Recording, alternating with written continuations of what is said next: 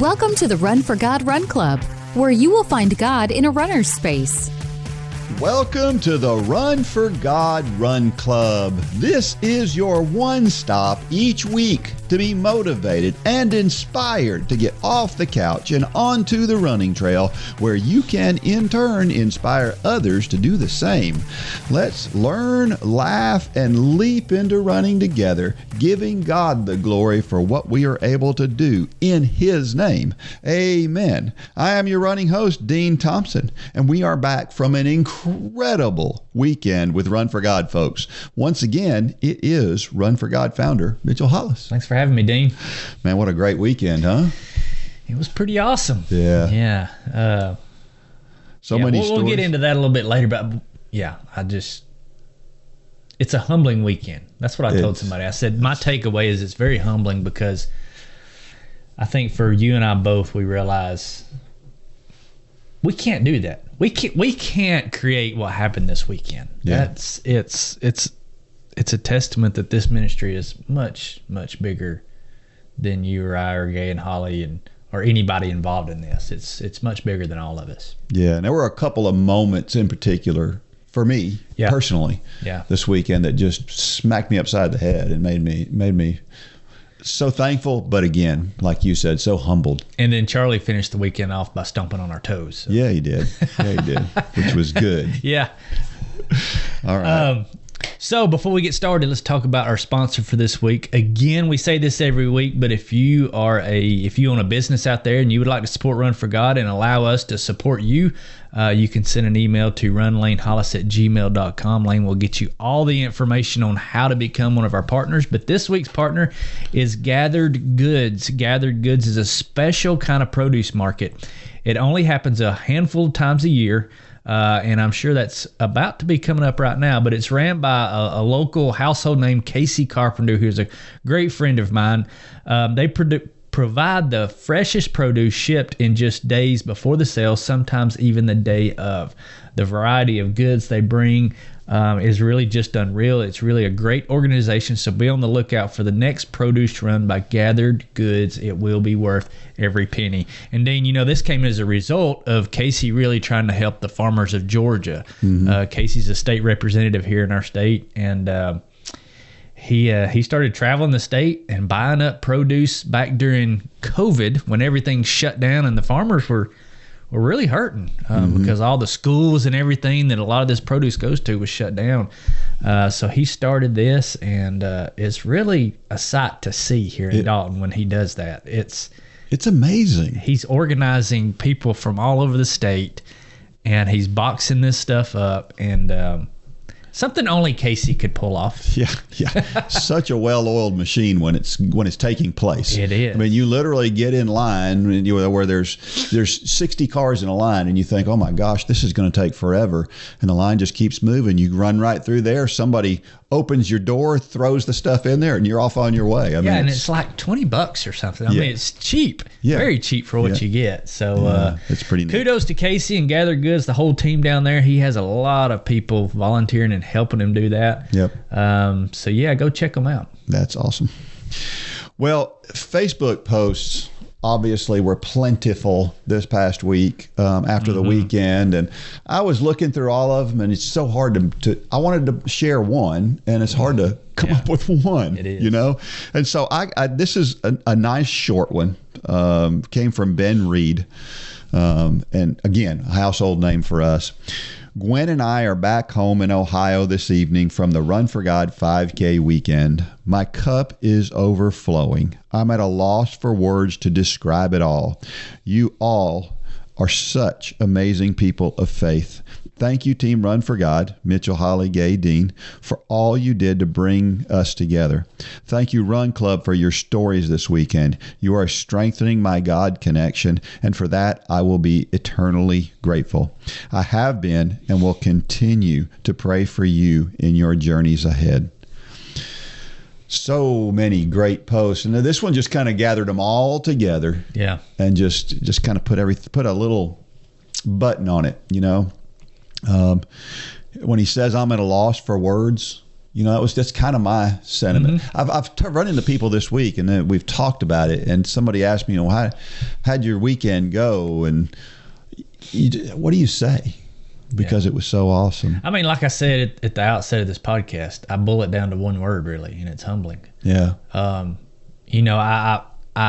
put a post up. I think it was Thursday night, maybe. We had a group of people get here on Wednesday. They showed up many of them helped volunteer.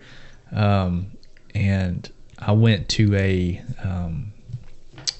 were having a birthday little get together. And so they asked Holly and I to stop by for cake and ice cream after the birthday celebration. And Holly and I went, and they were all staying in one house. Yeah. And I walked in that house, and there were people. Forgive me if I miss one, but I think in that one house there were people from Georgia, Alaska, Virginia, Alabama, Wyoming, and Ireland. And when we left, I got in the car, and Holly and I were driving home, and I said, that's amazing. Yeah. That in that one house there were people from so many different backgrounds, different personalities, different political backgrounds, different ages, all coming together for one reason, and it's not Run for God. Yeah. Yeah. It's their love of Jesus Christ. Yeah. And Run for God is simply a conduit by which they can share that. And it was just really a pinch me moment when I left that house. Just that this, like I said, this is just so much bigger than we are. And, we can't take credit for it. That's why this ministry started where it did, because you or I, neither one can take credit for this. Yeah. We're just simply the loud mouths on the microphones here. But we're speaking on behalf of so many people, and that's truly humbling. It's a big responsibility, but it's humbling at the same time. Yeah, it's pretty awesome, and it's fun to watch people who I saw several times when somebody met somebody for the first time this weekend, that they had seen on Facebook. But it's like they knew them already. But yeah, and the fire in their eyes of it's just, it was so cool. Well, I told somebody, I said, we know names and faces, but when we come together, we're putting a voice. Yeah. Because the names and the faces, but you've never heard them talk. Yeah. And so that's really cool that we're putting a voice with a name and a face. Many times you hear people say, I'm putting a face with a name. We have those two. Yeah. Many times. We have some of those on Facebook that they're sitting quietly in the background, and we don't hear from them much, but they show up. Yeah. And it's just. Well, I thought about what is it like? If you had to describe what it's like, I thought about this. It's like, you ever run into somebody that you haven't seen in 20 years, and maybe somebody from high school or something that you haven't seen, and you run into that person, and just that joy that you have of seeing somebody you haven't seen, and you can't wait to catch up with them. You got so much you want to say. And that's what this weekend was, over and over and over, right? Yeah. I thought that was a good way to describe it. And Dean, we had the coolest thing happen. We have the dinner on Saturday nights. By the way, if you've been thinking about coming to one of these, go ahead and mark your calendar. We don't know the exact date, first or second weekend in April next year. Go ahead and mark your calendar. Yeah. But we have the dinner on Saturday night. We have the Brooks Brothers BBQ, which for many people is kind of a treat. They don't, this is true Southern barbecue. And we have a time where it's I call it a kind of a town hall. We just start passing the mics around and letting people share their stories, which is what's so cool. And so I was walking around with the mic, and the whole time Val and Tom Bleakley from Ireland came all the way here to run this race and be part of this weekend, and just an incredible couple. And I'm all about the accents. You've heard me make fun of Molly and up north, and I just love the different accents. I love to hear people talk. Yeah.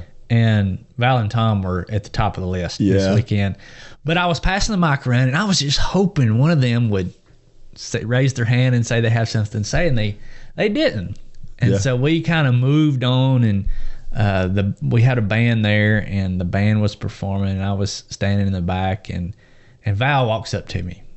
And, you know, Val, she can't be more than 5'2". Yeah. Precious little lady. And she said, I think I have something I want to say. And I said, I was hoping you would. And Dean, you tell me if I'm wrong, but she was basically the last person to speak of the night, because we were about to be done. Yep. And she said God just laid it on her heart to say something. She started talking, and it's like we couldn't have put a bow any better on the night. Nope. Because she talked about how, you know, she came here and her own kids were like, you're going where? Yeah. To run a 5K? Yeah. And that she came here, but she was leaving with friends and family now. Yeah. And that is what this is. This run club, running is just a byproduct of what we do. Yeah. And it's the community of believers that we surround ourselves with. You know, that's one of the taglines of Run Club is, you know, surrounding yourself with a group of believers who think like you and want to share Christ. And I don't know. It was just, we can go on and on and on about this weekend. But the point is, mark your calendars for next April and come join us. Absolutely. And with all of those stories that were shared, only a fraction of those people who shared their stories with us live have written those stories down so that we could share them on this podcast. And you know who you are listening to this. That's right. And so we want to encourage you to put that down in writing and let us share that story, because so many, they need to be shared. And who knows what might happen. I mean, just this week, we got the first shipment of the Running in Faith devotions that Guidepost just released. These are your stories.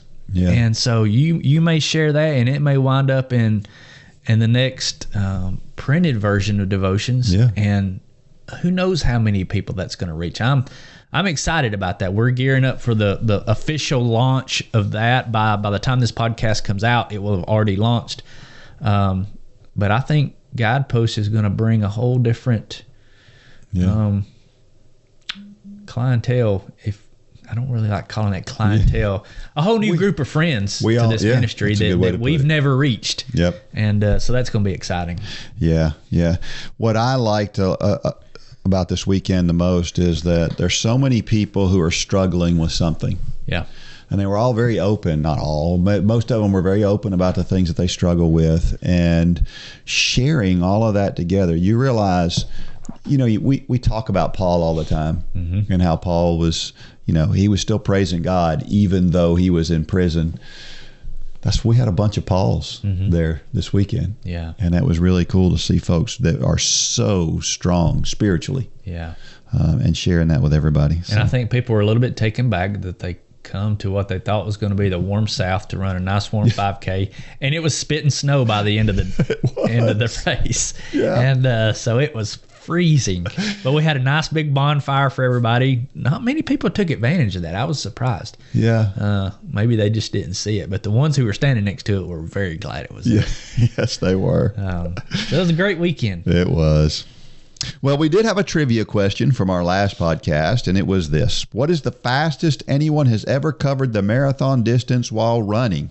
And of course, that question is not as clear cut as you might think. And you had written down the name because you knew. Well, you were framing it like it was a trick question. Yeah. Well, and it kind of is. It kind of is. Yeah. It kind of is. The thing is the guy that holds the world record for the marathon, Eliud Kipchoge, is also the guy who ran the fastest and covered that distance the fastest. So that's why I said you had to put down the amount of time it took, because that makes a difference. He holds the world record at 2:01:39 for the marathon, but he ran a 1:59:40. The only person to ever do that. The only person to ever break 2 hours. And he did that under conditions that were different. So why is the 1:59:40 not a world record? Well, there were several things they did at that attempt. And again, the only reason they did it was to attempt to try to prove that somebody could run under 2 hours. So they had pacers coming in and out. In a normal race, you're not allowed to do that. In a normal race, you have people can be pacers, but they have to be part of the race. Right. In this case, they weren't part of the race. They would rotate these guys in and out. I think like every 5K or something, a new group would come in and pace them. They also ran right behind a car who did two things. They broke the wind, and they were at the exact right pace all the time. And so it was easier to pace when you've got something that's in front of you that's going the exact pace you need to go. They waited for perfect weather. This was actually scheduled to go the day before, and they waited a day because the weather was going to be better, and it turned out to be perfect conditions. And they had this whole super shoe thing that's come out. That all started. Was born. It all started with this sub 2 hour marathon attempt thing. Yeah, it's trying to get every edge they could, and of course Kipchoge was the right guy at the right time to be the guy to do it. Yeah, and what kind of gets in my crawl about that is they advertised this for months. I mean, it was a big production that Nike and it was for years because they actually failed the first attempt. Yeah, and Ineos I think was one of the sponsors, but I mean but they were very upfront about this is going to be very scientific. It's almost going to be it's as close to a lab as you can get. Yeah, they were very open about this, but you still had the haters out there. Yeah, I mean, saying that. Well, he had all that. Yeah, he did, but he still ran sub 2 hours. Yes. So to the guy in the microphone dogging Kipchoge, how fast can you run? Yeah. I mean, come on. They were very upfront that this was not going to be a world record. Yeah. This was basically a test case to see if it could actually be done.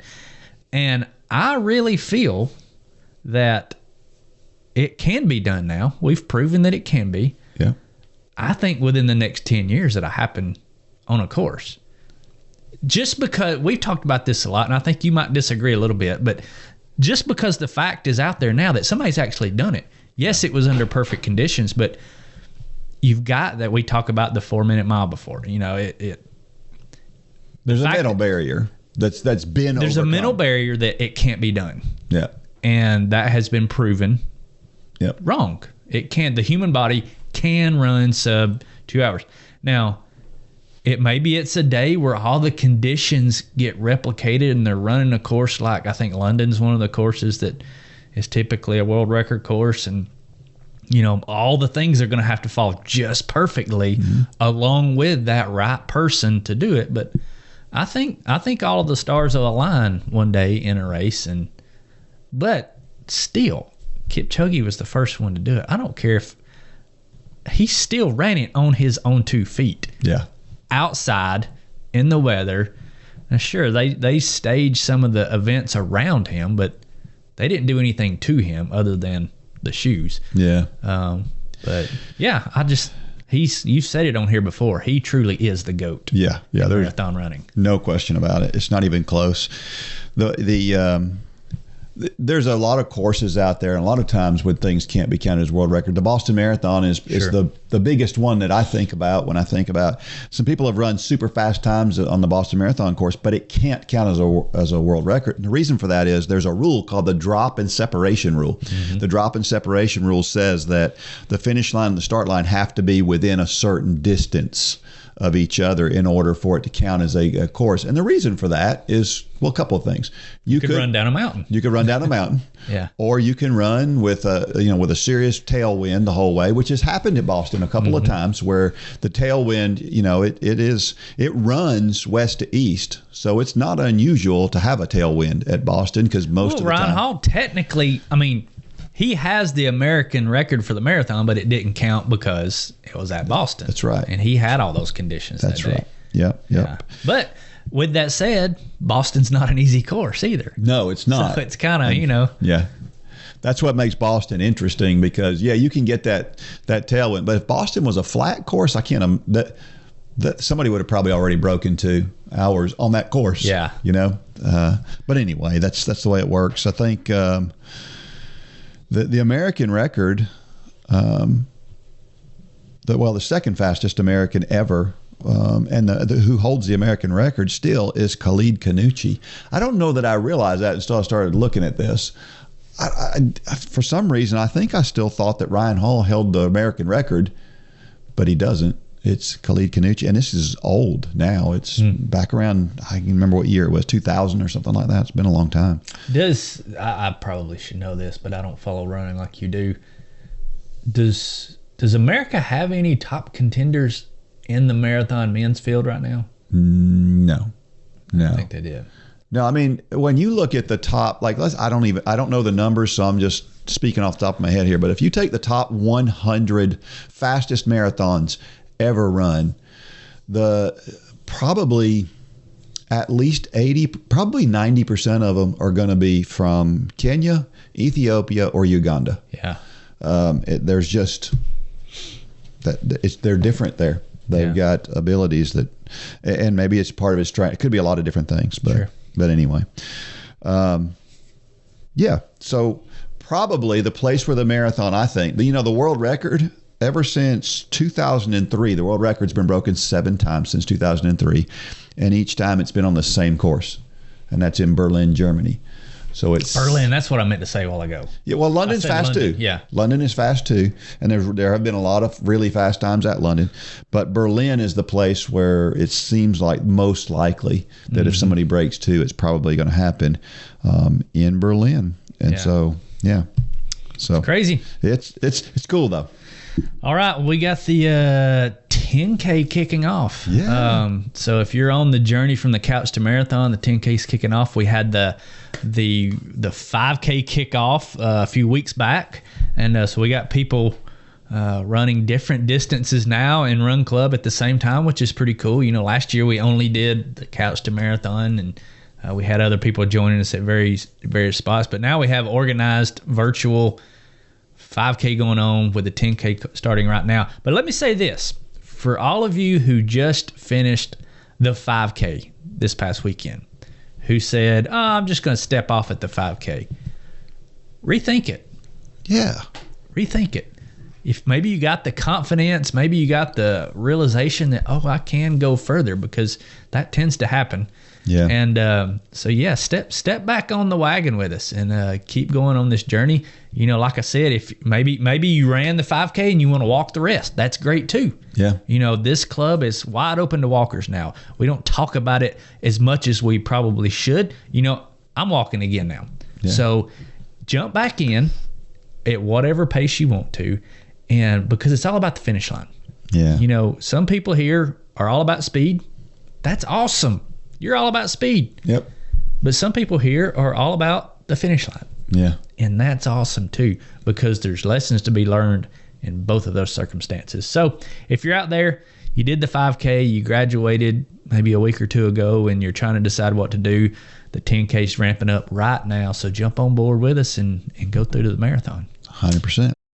If your teen is into rock and metal music that makes your ears bleed and your grandmother clutch her pearls, we can help. If your spouse yearns for music from the old days and wants to relive the music of their glory years, we can handle that. If you need a break from the day to spend time with God and recognize His goodness, we'd love to be a part of that. Whether it's rock and metal, classic songs from decades past, or heartfelt worship music, J Radio has you covered. Sign up for an account at jradio.com and download the app in your app store to start listening for free today.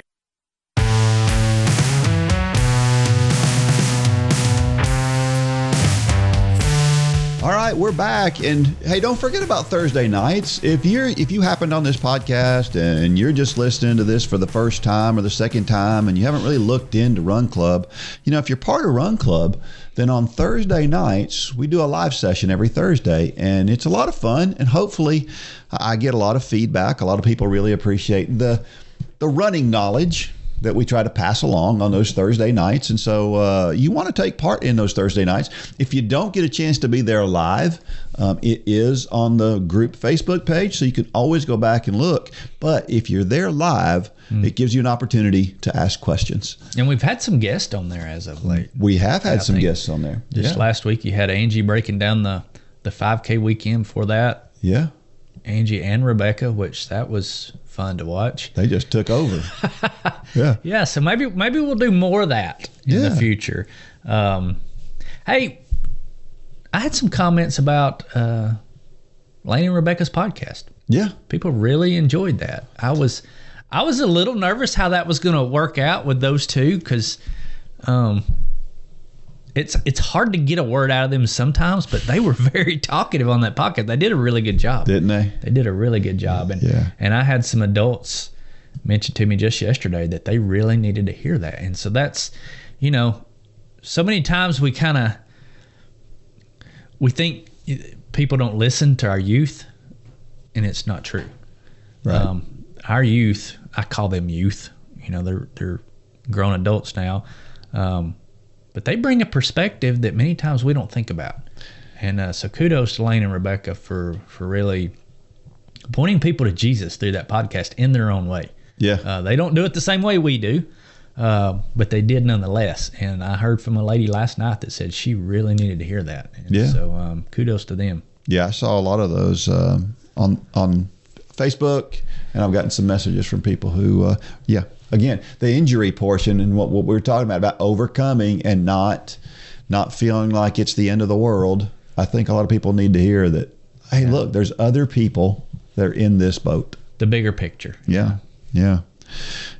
So what was your favorite part of the 5K weekend? Was there something in particular that just sticks out at you? It's got to be the dinner. Yeah. That's where we can really, we got everybody in one room, all that energy. I mean, there was just, there was a ton of energy in that room. But getting to meet people, getting to talk to people, the energy in that room, like I said, and just, nothing about that night was about running. Yeah. I mean, like I said, I said in that post that I talked about earlier, what I was saying in that post was people come from all these different places. They're not coming to run a 5K. Nope. The Bleakleys did not travel across the pond from Ireland to run a 5K. Right. That is a side dish on this platter of family. Yeah. They were coming to see family that they had never met. And that is just the coolest thing, not only for me to get to meet those people, but to see those connections like you talked about. Yeah. See people meeting for the first time, and they're like, I know you. And they hug and they shake hands, and it's like, that is just incredible to see how God is bringing people from. You see it on Saturday night at the dinner. You see those connect. Yeah, you see it at the races, but there's a lot of stuff going on at the race and the build up. Saturday night, hands down, is my favorite part. I love how I heard over and over and over again about how special this group is. Oh, I mean, just over and over. And when you look at this group and how they not just, I mean, you see it on Facebook, you see the positivity, but then you see them live and it's no different. It's nothing but positivity. And it just proves, this is what I love the most about it, is it just proves that we as humans, we have the capacity to be positive, right? Yeah. And so we spend so much time in and around negativity and a lot of times just frankly participating in the negativity. And sometimes we're the one that calls it. Yes. But I love the idea that we prove through this group that the world doesn't have to be that way. It just gives me this hope, for the future that nobody asked about politics this weekend. No. I don't remember a single person bringing up politics the whole weekend. And in a room that large, there's every side you can imagine. Absolutely. But you're right. It never came up, nor should it. And it was just, you're right. The positive, and we're not jumping on the prosperity gospel here. We're saying that, I mean, these people, Jesus was flowing out of these people. Yes. All weekend. Yep. And that's infectious. And that's something that, I hope I can take a big enough dose of that from this weekend to get me to next year for the same night. Maybe we need to do it more than once a year. We're going to have the opportunity at the end of the 10K, which we'll talk about here in a little while. Yeah, but, it is hard to get everybody together in one room like that, really more than once a year. But, you're right. It was infectious. Yeah, one of the other things Debbie and I were talking about, because I asked her, I said, what are some of your favorite stories? And of course, she talked about Val and Tom and how as soon as she met them, it felt like they were family right away, and it was, and how wonderful that was. Then she talked about this one occasion. We had 3-generation family there, and of the 3 generations that were there together, it was the grandmother, the oldest generation, that was the one that was running. The other 2 came to support. Yeah. Well, after the race and after they had been around all of these people, one of the younger ones decided, I'm going to do this next time. And the way that it brings families together is really cool too. Yeah. And I thought that was a good point that she brought up. It is a good point. Well, all right. Well, we do have a story for this week, and how about a little bit of humor for the story this week? I could hardly get through this reading it earlier this morning. Yeah, he has several quotes here too, which I love. I love 2 of my favorites, humor and quotes. I love both. So this comes from Jerry Snyder from Lancaster, Ohio, and it is entitled, "My Coach is an Animal."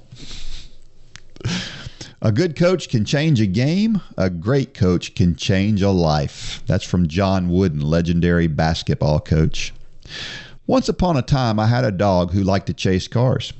When he finally caught one, it took him 2.5 weeks to bury it in the backyard. But seriously, folks, dogs have a lot of talent. They help hunters find their prey, offer special aid to folks with disabilities, and when necessary, bite the unwelcome intruder. The comic Groucho Marx made this observation: outside of a dog, man's best friend is a book. Inside a dog, it's too dark to read. Believe it or not, the study of dogs can offer a marathon runner like me some valuable training advice. For example, have you ever heard the expression, every dog has his day? It means everyone will have good luck at some point in their lives. Well, that's good news. But here's the catch when it comes to running. You still have to train. That's the secret to having a lucky day. Golfer Gary Player said it best: the harder you work, the luckier you get. So get a training plan, get a coach, get some shoes, and get busy. And about those shoes I just mentioned, I found this proverb from across the sea in Portugal. If you don't have a dog, you hunt with a cat. It means to do the best you can with what you have. Baby Bakila from Ethiopia won the Olympic marathon in 1960 and again in 1964. And guess what? He ran barefoot. That's right, no shoes. Bob Wieland, who lost both his legs while serving as a medic in Vietnam, has run marathons and triathlons using just his hands to swing himself across the finish line. So if the dog ate your running shoes, so what? You can still run. One of the most important qualities for a runner is tenacity, the ability to just plain hang in there when the going gets tough. Dogs can help a runner understand how important this is. Mark Twain said, "It's not the size of the dog in the fight that matters, it's the size of the fight in the dog." And there's the Japanese proverb that goes like this: "The dog that wags its tail won't be beaten." I heard a story about a blind man who walked into a store and picked up his seeing eye dog by the tail. He spun the dog around his head several times, and the store clerk said to him, "May I help you?" The blind man said, "No, thank you. I'm just looking around." Out there on the running trail, look around, smile, and say hello to everyone you meet. In dog language, that means bark less, wag more. I've got to go now. I'm dog tired. Lots of people talk to animals. Not very many listen, though. That's the problem. That comes from Benjamin Hoffer, who is an author. I think I want to meet this Jerry Snyder guy. Yeah. Yeah, it was funny. Some good quotes too. Yeah. Some we've heard. Every dog has his day. I think we've all heard that. But I don't guess I've ever really sat and thought about what that means, though. Yeah. Every dog has its day. Yeah. Yeah, it's pretty cool. And the one that he shared that I really liked, if you don't have a dog, hunt with a cat. Yeah. I like that proverb. I think that's pretty cool. Do the best you can with what you have. We can all use a little more of that from time to time, right? A lot of times we're just, all we do is, we spend so much time lamenting what we don't have sometimes that we could have gotten halfway there if we'd have just shut up and gone ahead and done what they could with what we have, right? That's true. Yeah. Man.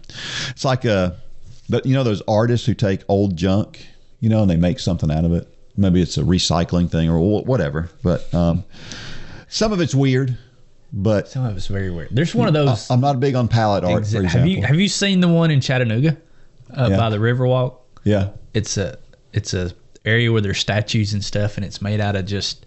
You look at it and you see the price that's on it. They sell it there. Yeah. And it's like $100,000, and you're like, that's a car bumper and a radiator from a junkyard. But it's, to each his own, I guess. But think about that. You took a car bumper and a radiator, and somebody's making a living. Good living. Off of if they're selling it for that. Yeah. Off of whatever they can find. Yeah. So, yeah. Sure, there's a lot of wisdom there. Yeah. I like the one, the dog that wags its tail won't be beaten, too. Yeah. Sometimes it's just about the attitude, that we have going into whatever we do. Positive attitudes are almost always more successful than negative ones, right? Talking about I don't know why this came to mind, but the dog that chases the car. Have you ever seen the video? And this does not tie into the story whatsoever, but have you ever seen the video where there's a dog on each side of a gate and they're barking and barking and barking? I mean, they look like they're going to just eat each other alive, but there's a gate between them. Yeah. And they're barking, and then somebody goes and opens the gate. Have you ever seen that? No. They both just stand there and look at each other like, what do we do now? And it's kind of like the dog chasing the car. What happens when it catches the car? If you stop the car, have you ever stopped a car when a dog's chasing you? Oh, yeah. They look up and they're like, oh, that's not supposed to happen. Yeah, what do I do now? So I don't know if there's a lesson in there or not, but it's pretty funny. I'm sure there is, yeah. How about a scripture passage from Proverbs 16:24? Kind words are like honey, sweet to the soul and healthy for the body. We know that instinctively. We're drawn to positive people. It's why the group this weekend was so great to be around, because we just have this respect and admiration and need to be around positive people. And I think that's awesome. Well, and the whole idea of a kind word, and I've tried to do this more and more through the years, but even in a text message, so many times we send a text message and we just want to, that's the great thing about texting, right? You get right to the point, which is what I love. Yeah, me too. Like if I'm sending somebody a text, I want to just say, hey, did you get whatever?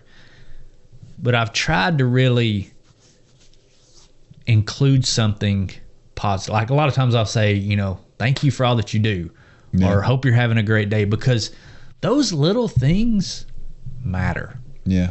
It is. It's very scriptural. It doesn't take but just a second. Yeah. But like I said, the part I love about text messaging, getting your point across, is also kind of the bad part about it.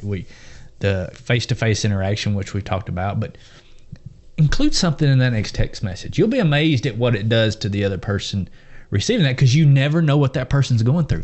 And most of the time, people are dealing with something. We're all dealing with something at any given time. And, we can't always have a run club weekend, but you can give that positive 4 or 5 words at the end of a text or the beginning of a text. Yeah, and how good does it make you feel when you get one of those? If you're out there and you've received, how it felt when you got it. Sure. And it's awesome. But we're so time sensitive and driven by schedules nowadays that we tend to pull away from that a little bit. Not because we don't want to do that. Yeah. But if you make those conscious efforts to do those type of things, it really makes a big difference. I know it has when I've gotten them. I'll get a text and the person will say something at the end of the text and you're like, wow, they didn't have to do that. Yeah. But they chose to do it. Yeah.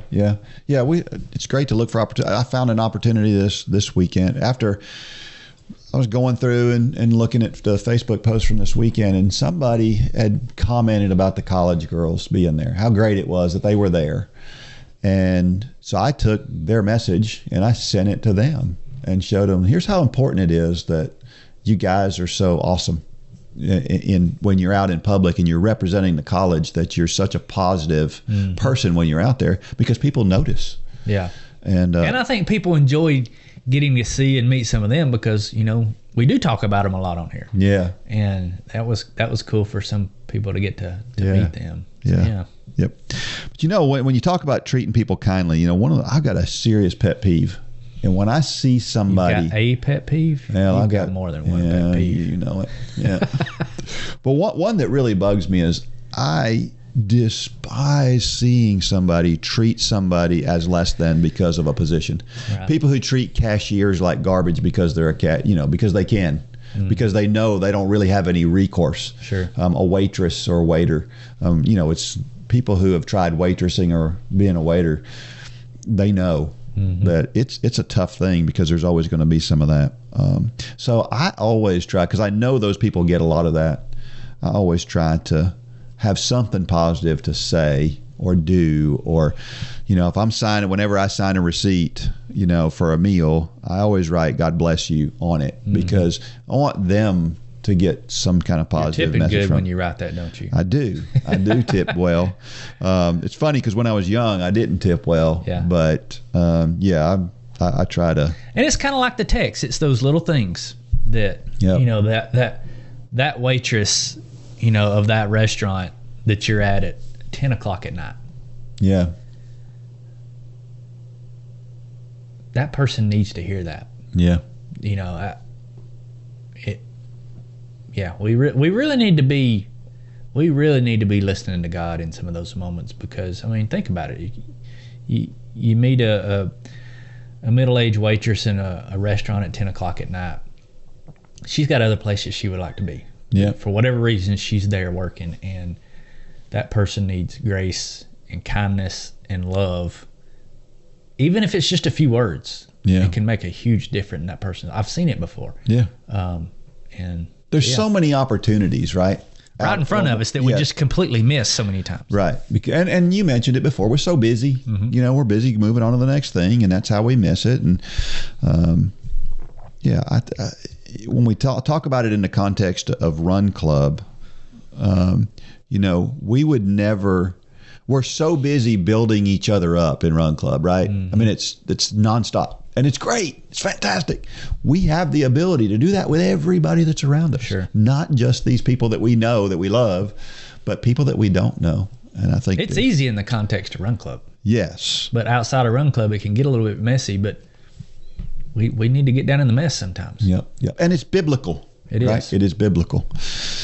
Proverbs 18:4 says, Psalm 62:1 says, "Truly my soul finds rest in God. My salvation comes from Him."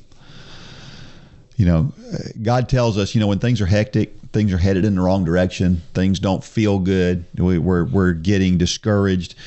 God tells us that we should get away from it and find Him and find some comfort there, because He will give us a respite from that if we'll look for it. Well, Jesus modeled that. That's right. He always went away to pray. Obviously the most famous is the Garden of Gethsemane, but many times Jesus, the disciples were looking for him and like, where's he at? And I'm with my Father.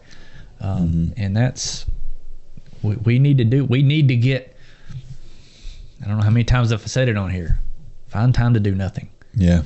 And in that doing nothing, talk to God.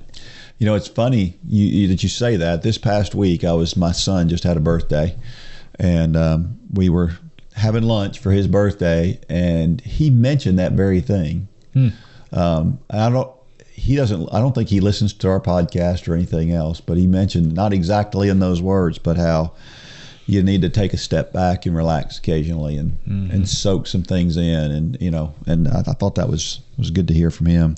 Yeah, how we've talked before about the news we need a break from the news from time to time, don't we? Well, you know, I've mentioned on here that I kind of quit watching the news somewhat in the evenings, but I was kind of watching it in the morning. Well, the past week, I haven't even been watching it in the morning. Yeah. Because it's fear and toxicity and just, yeah. So go to God. When things are, when you're tired of the news, go find God. When things are bad at work, don't wait until you get tired of the news. Well, that's true. That's a good point. It's a good point. Right. When you feel attacked by somebody, whatever the thing is that just wears you out, that makes you tired, that is hard, realize that God is what he's saying here in Psalms, is that he's there to comfort, to make us, to build us back up like we've been talking about. Mm-hmm. If we'll just find him. Scripture passage 3, Ephesians 4:32 says, "Be kind to one another, tender-hearted, forgiving one another as God in Christ forgave you." I'll tell you what, that's loaded. Forgiving one another as God in Christ forgave you. Think about those words. I mean, let those words sink in, and how the gravity of that statement is that God gave his son. Look what God did for us through Jesus. And then think about how hard it is for us to forgive somebody else. And God commands us to forgive the way that he forgave. I saw, it was in the past week. I don't remember what I was watching, but it was a video of, I can't remember the exact, I don't even know where I saw it, but it was the premise of it was somebody walked up to somebody and started talking to them, and they started talking about the Taliban and the horrific things the Taliban does to people. And they said, would you ever send your son over there with a sign on his chest that says American and drop him right in the middle of a Taliban camp? And the guy was like, no, not a chance. And the guy, I mean, it went on for a few minutes, and the point was, it's exactly what God did. That's what God did. He dropped his son right in the middle of a Taliban camp. Yep. We need to use the word Taliban because we can relate to it. That brings the emotion in to the picture we're trying. Because back then it was religious leaders. Yeah, and it kind of takes some of the sting away. Our emotion doesn't get engaged many times. Right. But put it in today's terms of dropping your only child in the middle of a Taliban camp with a sign on him that says, I'm an American. That triggers something inside of us, that the horrific idea of what's going to happen. That's exactly what God did. Yep. And he did that for us. And I don't know. That just really rung my bell this past week, the video that I saw. And I don't even know where I saw it. If I can think of it, I'll post it. But it was very well done video. Wow. And it was pointing out the true sacrifice that God gave us. Yeah. His perfect son. Yeah, and think about this. The verse starts off by saying, be kind to one another. And we can all think, if I say, not everybody deserves somebody to be kind to them, when I say that, there's a person that sticks in your mind, right? Automatically somebody comes up. God wants us to be kind to that person too. Mm-hmm. No matter who they are. God sent his son for us, no matter how much of a low life we are, no matter what we've done, no matter how bad we've been. God sent his son. The picture you got in your head just a minute ago when I said a Taliban camp. Yeah. God sent his son for those guys. Yes. That says it all. That really puts it in perspective. Yeah. That he wants those people to come to him just as much as he wants you and I to come to him. Yep. Yeah. Wow. How about a question? How can you bark less and wag more when running? When I read this question, I immediately had this picture in my head. You know, we have a kind of the Run for God ambassador weenie dog named Louie. He stays out in the Run for God shop, and it's so funny to watch Louie because and this could be a UPS commercial, but the UPS driver comes to the Run for God office pretty much every day, and he brings packages in. It's usually the same guy. And when he comes in, he has a bone. He gives it to Louie. I mean, Louie's standing at the door. He hears the truck back in, and that tail's just wagging because he knows his buddy's about to come in and drop off the bone to him. Contrast that to when a FedEx driver pulls in. Usually a FedEx driver is a different person every time. FedEx drivers do not drive as carefully as UPS drivers. I don't know what it is, but they just don't. They don't. And it's usually a different person every time. That FedEx truck backs in, Louie is clawing the door down. Yeah. Like, let me at him. And yeah, I mean, he wags his tail when the UPS driver comes in. So, you know, for what it's worth, I don't know what that story has to do with this question, but it's funny to watch that he's happy and comfortable with those he knows. You know, it's funny too when you think about it in the context of Run Club culture. We're talking about two different companies. I worked for a company that used each one of those different services at different times, and we saw the same thing with those drivers. Really? Yes. So it's not just here. No. And so I think but what is it? It's got to be a culture. Well, I know there's a video out there, and you can look it up. It's a video that's contrasting a UPS driver, a FedEx driver, and an Amazon Prime driver. Have you seen this video? No, I don't think so.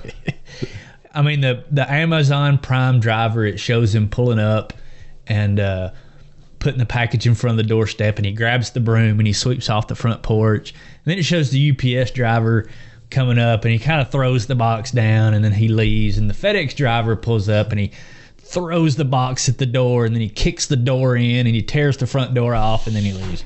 And it's a funny video. Yeah. You didn't really laugh at that. You'll laugh when you see the video. I think I have seen it actually now that you mention it. Just everybody keep in mind, we're not talking about a particular company and how bad a company is or anything like that. That's not we're the not, goal. but it's, you know. But these are just situations and things that we've seen, that we've observed. So, you know what? When a dog barks, it's because he's either being protective, which is probably what Louie's doing, or there's some danger, one or the other. And then when he's happy and comfortable, he wags his tail. And so the first time somebody comes to my house that my dog hasn't met, she may bark a little bit, right? She doesn't know if there's danger. She doesn't know whether to be comfortable or not. And so she may bark a little bit. But then after that first time that she does that, she gets more and more comfortable with that person.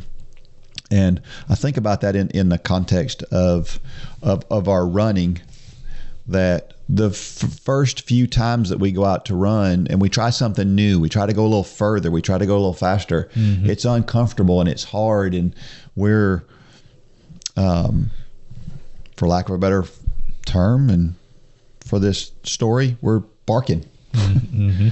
But the more we do it, the more we can wag our tail while we do it. Yeah. And I think that's interesting comparison here in what the story is talking about. So we have to embrace, though, that uncomfortableness, because we have to realize that every time we do that uncomfortable thing, that it eventually leads to that wagging tail.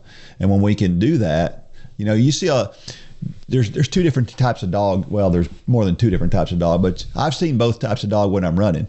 I've seen dogs that it doesn't matter how many times I run by, how often I say or do or stop, maybe pet, do whatever. Some dogs will never, ever stop barking. And then some dogs, you know, after a while, they get used to it and are more friendly, or just let you go by, or they realize there's no danger or whatever. That dog that gets used to me going by and just sits on the porch and just watches me go by, way more comfortable than that other one. Why? Because he realizes not only is there no danger, but I'm enjoying the scenery. You know, sometimes with running, we just need to enjoy what we're doing, and we can do that. Who was it I was talking to? It was Landon I was talking to, and Landon said he said something like, I still don't love running, but I do what I have to do. But he loves it more than he says he does. Yeah. You know what I mean? He don't want to. Yeah. Yeah, but I don't think he wants to admit that at this point. But yeah, I think that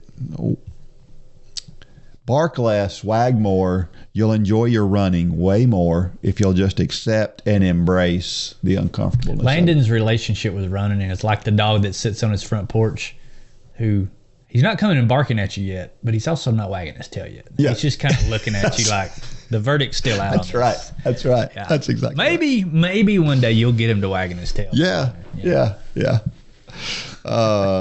Another question. How can God help you when you are dog tired? We don't have anybody out there probably that's tired, though. That probably doesn't happen. You know, I thought about this Sunday night. I had a meeting that I needed to go to, and I mean, we had a busy week last week. And Sunday night, I just wanted to sit here. I just wanted to do nothing that we talked about, and so I chose to do that. We actually grilled on the grill and had our next door neighbors over, and we just sat in the driveway in a lawn chair. And there's comfort, peace, and rest in that with going to people that you know, some great friends of ours, and just talking things through. But that's exactly what God wants. You know, we trust God, we know God, there's comfort in God, and sometimes he wants us to do the same thing with him. Just cancel everything, sit in a lawn chair, for a lack of a better phrase, and just talk to him. Yeah. Because there's rest in that. Yeah. There's peace in that. But so many times we'll find something to plug in that schedule. Right. When something cancels, we feel like we got to put something back in. Well, sometimes God wants just put God right there. Yeah. And sit and bask in him for a little while. And you never do that. You never ever do that and say, man, I wish I wouldn't have done that. No. I needed to get something else done. Yeah. Every time we do it, we're so thankful we did, but so many times we find something to fill that before we ever get there. Yeah, and I think there are people out there. Now, I'm one of those who I have to have some downtime occasionally, because if I don't, I get so tied up in knots that it'll drive me crazy. So I really need those times. That's why running is so therapeutic for me. Mm-hmm. It's not just because I love to run fast and I like to train and all that stuff, but running is an unwinding time for me. It's a time for me to get away from all the other things that you have to do. But there's so many people out there who think that they like the idea of being so busy all the time, and it's what they should do, and it's how they should be. And I would say to that person, take a step back. Well, really. I'm one of those people. You are. I feel like I need to be. I don't do good with downtime. But you've realized the value of it. But I've learned that there's value in it. I've learned that I need it, and so I purposely. So sometimes I'll pencil in or I'll schedule in downtime, and I know that sounds kind of ridiculous, but we have to. Yeah. You know, we have to, because there is value, because the society wants us to stay busy. Society wants us to stay so busy that we don't have time for God, and we don't have time for Scripture. Stay busy. Exactly. Satan, society. Yeah. Sometimes they coincide, but we understand the benefit of it, and we got to have it. Yeah. We got to have time. Just schedule it. Try it. If you've never done it, if you're one of those people like me who just feels like I will constantly just keep filling my schedule up, clear the schedule. Yeah. And just sit and just talk to God. As weird as it sounds, I mean, to sit in a lawn chair outside on a beautiful day and just start the conversation with, thank you, God. Yeah. And you'll be amazed at how that conversation will kick off. Yeah. But we got to be intentional about it, because if we just go with the flow, we'll completely miss God. Yeah. Yeah, and I think there's some. We have aids these days too. It's good. You need to unplug occasionally and just talk with God. But there's other things that you can do too that are kind of building, that can kind of help you relax. I like to listen to a sermon or something every once in a while, and that's a good builder. It's a good time to just maybe sit back and just listen. We got all these contraptions, these phones that we have in our hands, and that can be so bad and can take up so much time, but we can also use them for positive too. So find that. I remember when I was a human resources manager, and when you're a human resources manager, sometimes it's one negative thing after another. Sure. Everything that walks through your door is a negative thing, and sometimes it would drag you down. You get so weary from it. And I can remember times where I would recognize it. And so if you're out there and you're really, really stressed about things, recognize it. And I would get up from my desk and I would go, I know I got something else I need to be doing right now, but I'm going to go walk through the plant and just talk with people. Take a half an hour to go talk with some folks.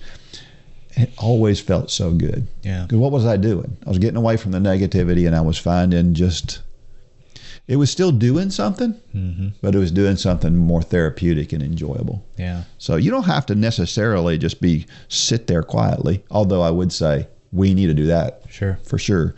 But there's other ways to do that. And, the Run Club Facebook page, it's a lot like that. Yeah, when you want some words of encouragement, all you got to do is go on. You don't have to scroll long. Yeah. Question: how do you respond when someone calls you a dirty dog or something worse?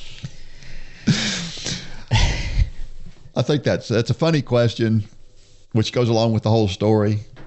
I've gotten better at this, over time. I know that any time that you're doing anything that is God-centered, there's going to be attacks, and there's going to be people who are going to either call you names or question your motives or whatever. I've learned to be a lot more calm when those things happen. I've learned to take it as a badge of honor. When we're Scripture's pretty clear that if we're doing anything in God's name, we will. Not we may, we will be attacked.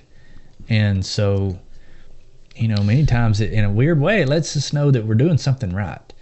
But God's got to be driving that. It can't be Mitchell or Dean driving it. But God will give you peace in those times, many times. As bad and vile as some of the things we've heard thrown our way, strangely, there's comfort in that. Well, and I remember back when I was in college, I had a college professor who told a story one time, and just really short. He talked about how this guy, big football player, and we was in high school. And one day he was walking down the hall. He came around this curve, and there was this little kind of nerdy guy with a bunch of books in his hands. And he came by and he knocked this guy over, didn't stop to say, I'm sorry, nothing, but just kept going. Well, the kid fell, and when he fell, he landed on the ground and broke his arm. And everybody was talking about how rude the guy was that knocked this kid down. And so for the next day, they came back to school, and the big guy wasn't there, but the little guy was there, and he kept telling everybody the story. He had his arm in a cast, and he's telling everybody about how he was treated and how bad this was. And he's got this broken arm because this guy was just so callous and just walked around. And this story grew bigger and bigger throughout the day at the school. Well, the next day, the big guy comes back to school, and the guy comes to the little guy, and he says, listen, I heard the story. I didn't realize what had happened. I had just got word that my sister was in a car wreck, and I was trying to get to the hospital. I had no idea that you were there, didn't even know what happened. I'm so sorry. What we find out a lot of times is people who are lashing out and people who do things that aren't positive things, there's a reason for it. There's some pain behind those words that they share with us. And we really, really need to take that under consideration sometimes, that there's a reason for it. Yeah, and somebody really helped me understand. Well, it was Mark Yoho, the guy who helped write chapters 9 and 10. He said one time that the people who, because I mean, we get some pretty vile stuff thrown at Run for God, especially on our God Loves You campaigns and the things that we push out there kind of to the secular world. I mean, just some hateful stuff. And he told me one time, he said, that's the lowest hanging fruit, because people who lash out like that at the name of God, not at Run for God, not at anything us personally, they're lashing out at what we stand for. He said, those are the people many times that they're under the most conviction. Yeah. And they're it's the evil one lashing out through them. And it has nothing to do with Run for God, but it's the convictions there. He said, think about it.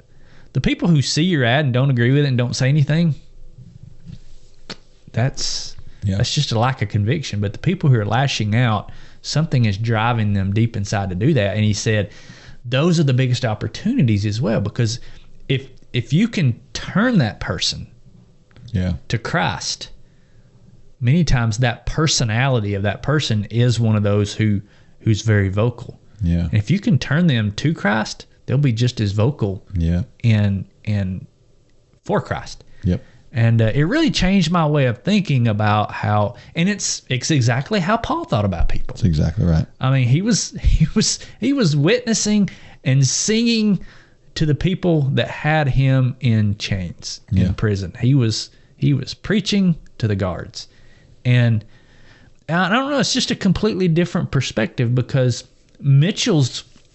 what Mitchell wants is to lash back. Yeah. You're wrong, and here's why you're wrong, and start pointing your finger, and that never works. No. It never, ever works. If you're in prison, it'll get you killed. Yep. Never works. But Jesus is always the answer to go back. And if we could do more of that, think about how different this world would be. Yeah, 100%. Good word. At Run for God, we care about more than just your exercise. We care about your relationship with God, and we believe that the music you listen to while you run can help build your relationship with God. That's why we partnered with J Radio. J Radio offers a variety of positive and Christian playlists that you can listen to while you run. You can find a playlist that is put together by Run Club members just like you and the Run for God station at J Radio.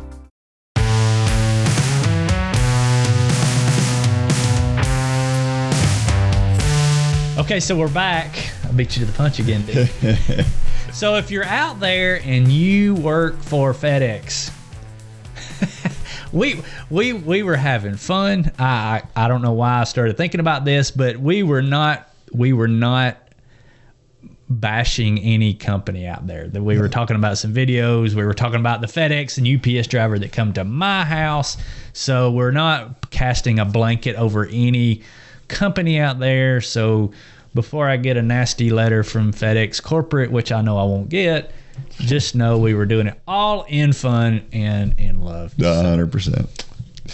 All right. Hey, so the next event we have coming up is the Hawkins 10K, right? The Hawkins Family 10K. Yeah, that's got a pretty cool ring to it. Yeah. It's a very different event. Yeah.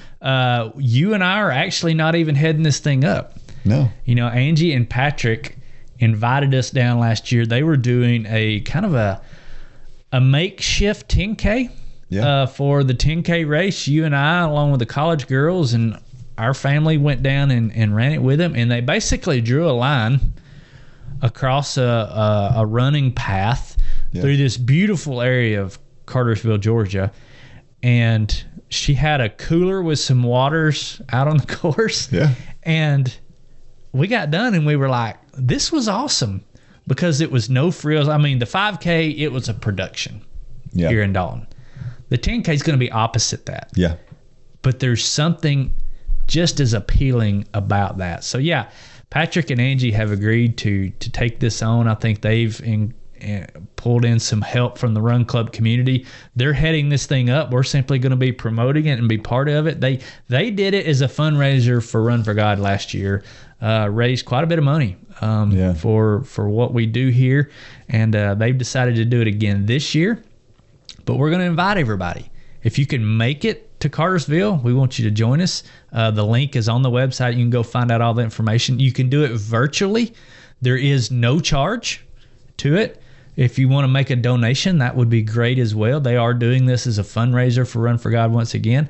But no matter how many people we have show up, it's still going to be a line across this running path. It's probably going to be the same course. It might be a little bit bigger cooler out on the course, depending on how many people we have.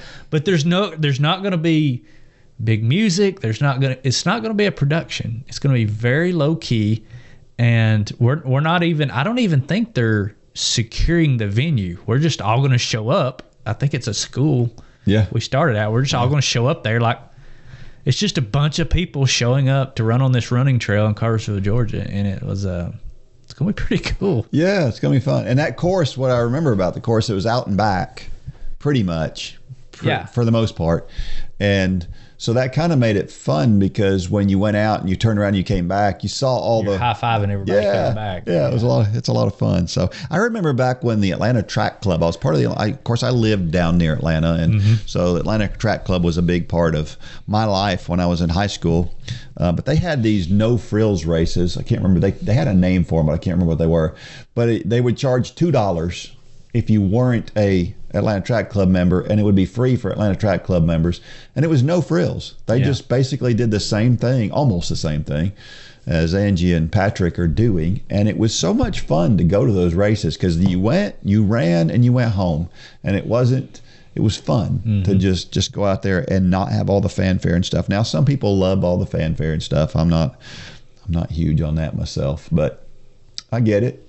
But this one's going to be different, and it's going to be fun. It is. But just like we talked about it at the beginning of this podcast, people didn't come to the Run for God 5K for the fanfare and the race. They came to be with each other, and that's going to be the cool thing. If you can make it, we would love to have you. And if you can't, run it virtually with us. We may even try to figure out how to rig up a maybe some kind of cam.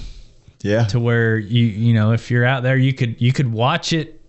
Maybe we'll put the camera on somebody. Maybe we'll put it on you. That'd be fun. You know, facing out, and they can run with Dean, or I don't know. You know, we'll get creative. Yeah, that would be fun. There's no plan really. I mean, there is. Patrick and Angie are definitely planning this thing, but there's no. You know, it's going to be very different. Yeah, it's going to be fun. All right, it is time for Dean's Thoughts, and that's a time when I share something I've written about the intersection between running and faith.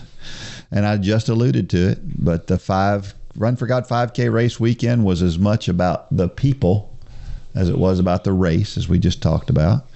So I've got this one entitled, It Wasn't About the Race. I didn't count the number of great stories I heard over the Run for God race weekend, but they were both many and fantastic. Stories of redemption, stories of forgiveness, stories of grace, stories of overcoming. So many stories. And I think that's what God had in mind when He made us. I believe He wants us to share a piece of ourselves with others to encourage and build up the people around us. There was a lot of that going on over that weekend. Some people shared their race stories with me. Some of them were very happy with their performance, while others were just happy to have been able to find the finish line. I heard many talk about how much they have learned about running and walking through the Run for God group. Some wanted to discuss injuries, because if you have an injury, it seems to be all you can think about. We shared ideas about how to get better, and there were many other running-focused discussions. The Run for God 5K weekend has become my favorite weekend of the year. The group spends time together every week through Facebook. Sometimes social media is a destructive and demeaning thing, but not with the Run for God Club group, or Run Club group. It reminds me how of how nuclear power can be such a great thing, but in the hands of the wrong people can be devastating. That is social media in a nutshell. It depends on how it's used. It can be a great good, and Run Club has proven that premise beyond a shadow of a doubt. I listened to several people tell me about how friends and family at home wondered why anyone would travel so far to participate in a 5K. After all, they would say, there are so many 5Ks closer to home. But I heard each of them tell me the same thing. It wasn't about the 5K. It was about the people. And that's why it was a perfect end of the week when the pastor of Grove Level Baptist Church, Charlie Bridges, talked about connection in his sermon on Sunday. It pulled everything together from the weekend. Isn't it fun to watch God work? Here's the thing about connection.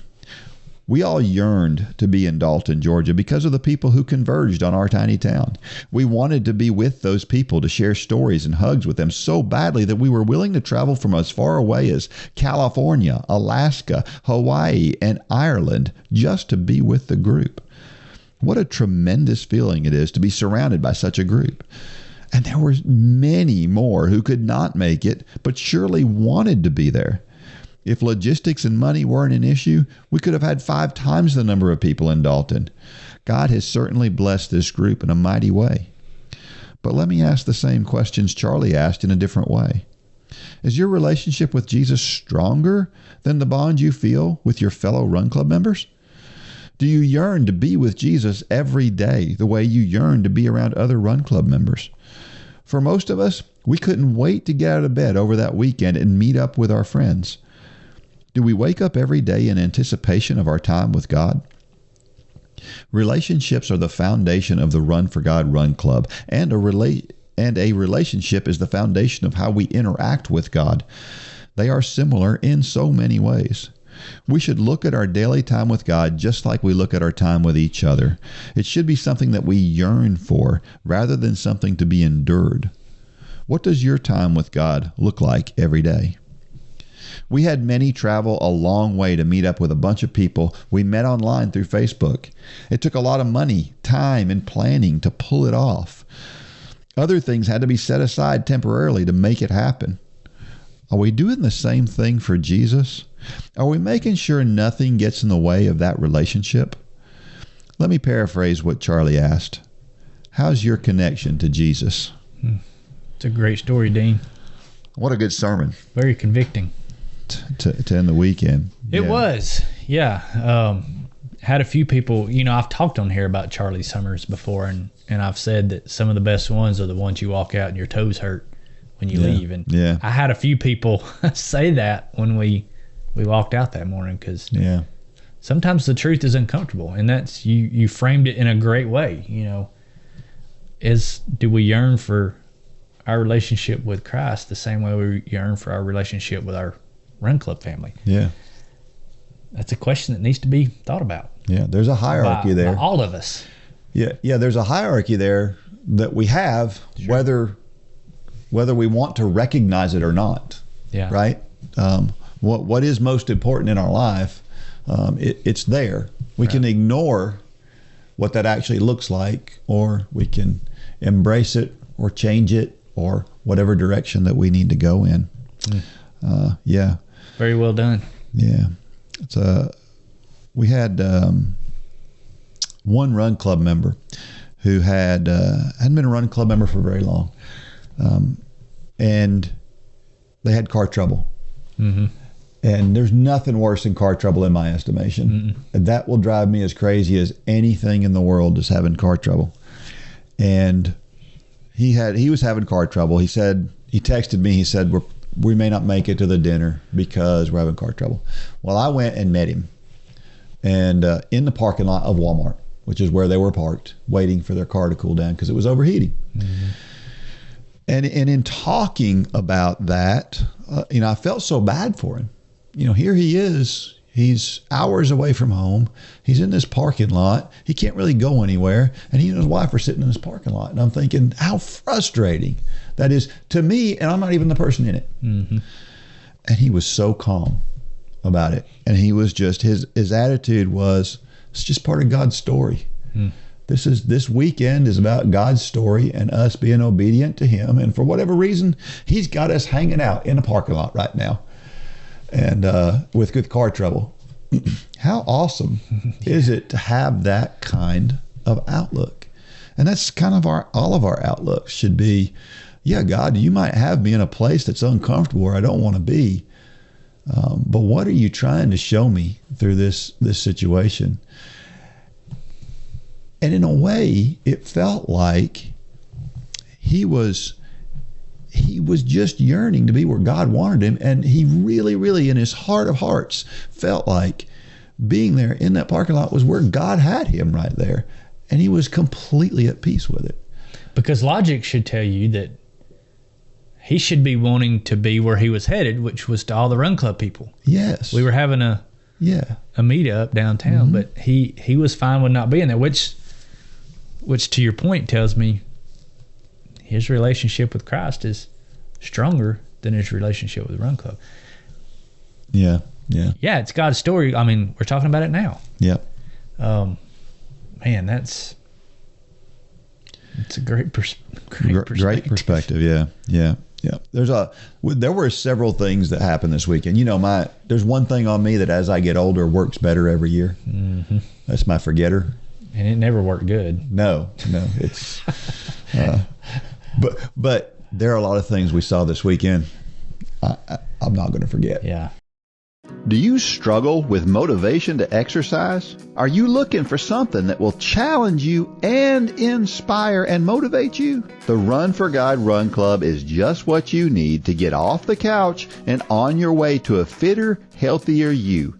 Stop trying to get into better shape and do it. With the help and inspiration of thousands of others who are going through the same challenges you face. Whether you're participating in the Couch to Marathon Challenge or just looking for a daily pick-me-up to get active, join the Run for God Run Club today. You can join for as little as 27 cents a day. So what are you waiting for? Get started today at www.runforgod.com.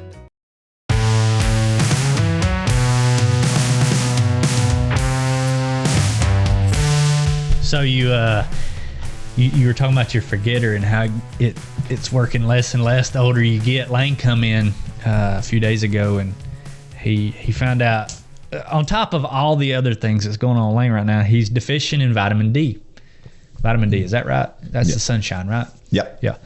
And he said that the gentleman he was talking to about his vitamin D, he's taking supplements. He said, but vitamin D, and I don't know if this is true. I assume it's true because the guy was telling Lane this. He said, but vitamin D also unlocks a lot of your DNA tendencies, and when you don't have enough vitamin D, sometimes it will suppress those things. So Lane was all excited. He said, because Lane is he's not a good planner. He's not a good planner, and he's working on that. But he said, and I'm like completely the opposite. I'm like everything's planned out. Even my unplanned things are planned. And he came in, he said, now that I'm taking all this vitamin D, it's going to unlock the planning side of my DNA that comes from you, and I'm going to start planning a lot better. I said, well, I hope you're right. That's a great story. Did you know that about vitamin D? No, I don't think I've ever heard that. I've never heard that. Now, I know that vitamin D has a ton of benefits keeping your vitamin D levels up. And there's a lot of people who take lots and lots of vitamin D to try to keep their levels as high as possible. I take a couple of vitamin D every morning. Yeah. Do you really? I do. Yep. Well, I want to give a special shout out to all of those people. We had such a great weekend. And I want to give a special shout out to those folks who couldn't be here, who wanted to be here. There are several that posted that online that they wish they could be here. And, it was great to see them. They wish they could be here and they were bummed about not being here, but they wanted to be so supportive too of everybody that was here. And so just a special shout out to those folks. Don't want to bring up any names, but I'm sure there's some that come. But I know they've got next April already penciled in their calendar. Absolutely. We're going to make that happen. Yeah. And some of them were here last year. Yeah. And we're really eager to be here this year, but something popped up and, and they couldn't make it. So, I just, it was such a great group. Yeah. And last year, we had a pretty large group last year that made it to the marathon. Mm-hmm. That this was the first step of that journey, and it appears that this year the group is much larger than it was last year. And so I think it's going to be interesting to see what kind of group we eventually have in Gulf Shores on the Couch to Marathon journey. And again, for all the people out there who are, maybe you're a runner and you do 5Ks or you walk 5Ks, or maybe you just got done graduating the 5K challenge. The 10K starting right now. Yeah. You can still slide right into the Couch to Marathon and join us in Gulf Shores next January. And I really encourage you to do that. You may think it's impossible. There's a lot of people out there that says, well, I can't run a marathon. What's our answer to that? Yes, you can. Yes, you can. If you can do a 5K, you can do a marathon. Yep. No question about it. There's no doubt in my mind. The only question is, are you going to get to the point where you can believe it? And big things will happen when you can unlock that part of your brain to where you start having confidence about unknowns. And for many people, running a marathon is an unknown. It's not I can't do it. That's what comes out of our mouth many times. But a lot of times that's because of fear of unknown, whatever. And we're here to tell you, we've seen it.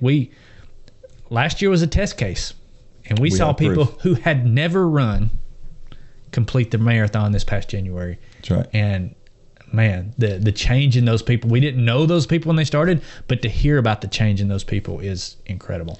And some of those people, just so everybody knows, some of those people were clearly not people who somebody would look at and go, oh yeah, that's probably not going to be a problem for that person to run a marathon. Right? Yeah, you cannot, there is no,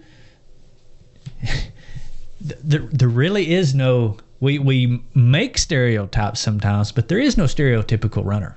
Yeah, that's Runners right. come in all shapes, all sizes, all weights, all ages, all backgrounds. Yep.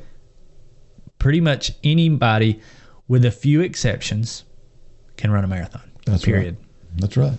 But the question is, like you said, do you believe it? Mm-hmm. And are you willing to put in what work it takes to get there? Yeah.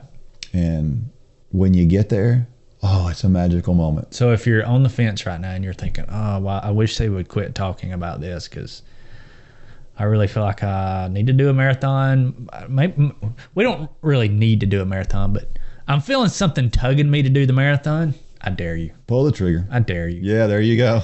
I double dog dare you. The darer. Yeah. One of the great things about this upcoming marathon, Disney last year was cool. It was great. It was magical. Disney had, there's things that Disney can do nobody else can do. I get it, all that.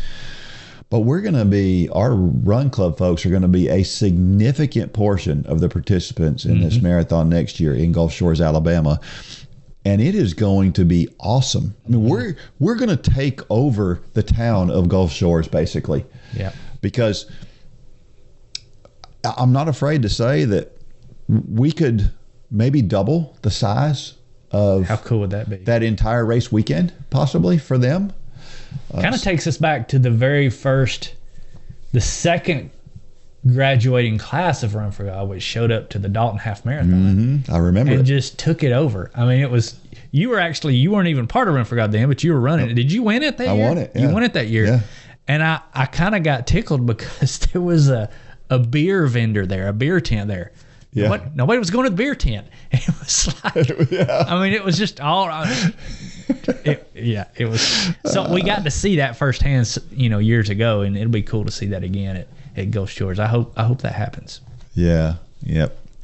Thinking back, and you mentioned it a few minutes ago there, back to the beginning of the Couch to Marathon program. We weren't sure if it would work, Yeah. But now we've seen hundreds of people do it. And again, just like you said, you can do it. You can do it. If you're wondering if you can do it, you need to get involved. And there's some people out there right now who just started the 5K challenge just a few weeks ago. And go ahead and start thinking about next year. Yeah. January, we're doing this all over again. That's right. And Lord willing, we're going to do this every year from now on. And so if you're in the first few weeks of the 5K challenge right now and you're thinking, wow, that would be so awesome to do it, the door is wide open come January to do this all again. Amen. Well, how about a trivia question for this week? This one's very simple. And you know what? We may have asked this before, but I'm not sure. But it's one it needs to be asked if we haven't. When was the first women's Olympic marathon and who won it? Do you know the answer to that one? I don't. Oh, wow. I don't know that one. The first women's Olympic marathon, it may surprise you when the first women's Olympic marathon was. And it really struck me as I was thinking about this week, that the person who did it and how good of a runner that person was for that day and that time. And we'll talk more about that next week when we give you the answer. But if you know the answer, then you can send me a message at dean@runforgod.com. If you're the first one to give me the answer to that question, who won the women's first Olympic marathon? When was it? When was it and who won? Now, we've kind of stopped saying this recently, but remember, you got to send it to dean@runforgod.com. You got to send it to his email address, not Facebook Messenger, not customer service. Sometimes those come through those channels, and Dean doesn't know who's first when it comes to those other channels. So it's got to be sent to dean@runforgod.com to be in the running to win. That is right. Yep. Well, every week I share a reason why running is so awesome, and this goes along with this weekend. Running friends. You know, running brings us together like very few other things. I guess it's the suffering that we go through when we're running. It hurts, it's hard, and so that brings people together when we endure something together. Anything we do like that, it makes a big difference. And then the sharing of not just running things, non-running things, and running things. As we talk about after a race, it's so much fun to talk about what happened during the race, after the race. And then that leads to other things that we begin to talk about. And then, of course, running friends as it relates to the run club. We just talked about social media can be a good thing. And in this case, we have proven that.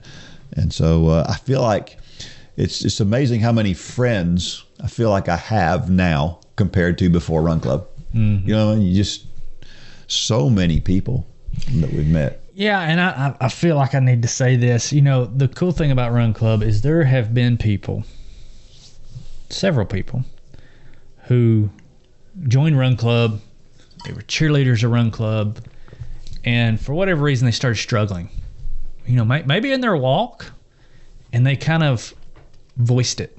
And this club just gathered around them and encouraged them and helped bring those people back to a strong relationship with Christ. And there's some dealing with that right now.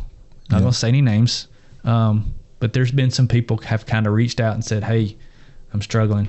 There's been some people that we thought were on the way out that were there this past weekend. Yeah, and it's all because of what this club brings, that we just don't see as much. We don't get that type of encouragement just out and about in our communities. This club brings a hefty dose of that. And for some, and if you're out there listening, you know who you are. What the members of this club have done has helped keep those people accountable and encouraged and motivated. And that's one of the things we don't talk about very much, because that can get very personal. But that's another aspect of this club that it's unlike any club out there.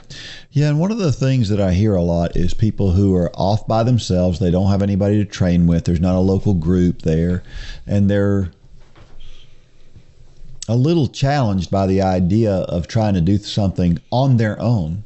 But let me assure you, if you're in that boat, if you live out in the middle of nowhere and you don't have anybody to run with, this group will hold you accountable and will support you and will encourage you, and you'll find motivation to get out there and do it. That's what most people are looking for. When I have a training partner, somebody that will run with me, then I have this motivation to get out and do it because somebody else is doing it with me. You can do that electronically, and it really works. So if you're that person who's afraid, well, I don't have a group to run with, Yes, you do. Yes, you do. And they'll rally around you when things are good and when things are bad. Yeah. And yeah, it's great. Good episode, Dean. Yeah. Well, we do have a motivational thought of the week. I wanted to leave with this because this was the challenge. This was the last challenge to us as Run Club members before everybody departed. And I talked about it a little while ago, and I wanted to quote Charlie Bridges again. How's your connection to Jesus? You know, if you're not sure about that connection to Jesus, we have a place people can go, right? Yep. Yeah, I mean, if you're out there and you're questioning anything, maybe you're questioning your salvation, you're questioning where your walk with God is right now. Maybe you know that you've never come to the foot of the cross and accepted Christ as your personal Savior. Go to runforgod.com/peace with God. That's a page that's built just for you. We have to give credit to the Billy Graham Evangelistic Association. These are their videos, but we learned years ago that Billy Graham's doing what he does best here, and it's keeping things simple and to the point. And he does an incredibly effective job, or did an incredibly effective job at pointing people to Christ. He preached the cross, and he stuck to that, and that's what these videos are. So go check those out if you've got any questions at all. Absolutely. Now, until next week, may God bless every step of every run and walk. Go out there and shine your light. Good job, Dean. For more information about the Run for God ministry, go to runforgod.com. If you have questions about your salvation, click on the Peace with God tab. There's nothing more important. Thanks for joining us today.